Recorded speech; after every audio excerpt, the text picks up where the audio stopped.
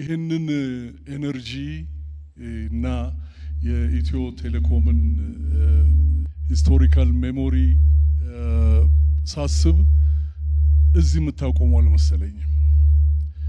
ኢትዮጵያም ትጠባቸዋለች እንደማየው። ይሄ ደግሞ ያስደስተኛል። ሁሉ ጊዜም ከሰው እኩል ስለምታደርጉን በጣም በጣም በጣም አመሰግናችኋለሁ። እዚህ ላይ ደጋግሞ 1886 ሚል ነገር ሲመጣ አይቻለሁ። የእድሜ ኩያችሁ የሆነውን የአድዋን ድል እኛ እንዴት አድርገን ነው ወደ ፊልም የምንለውጠው የሚለውን ነገር ደግሞ አብረን ማሰብ ይኖርብናል ማለት ነውና ቅድም እንዳልኩት ዋናው ቁም ነገሬ ማመስገን ስለፈለኩ ነው።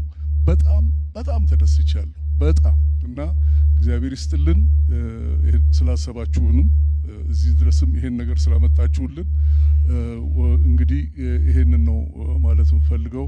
አመሰግናለሁ።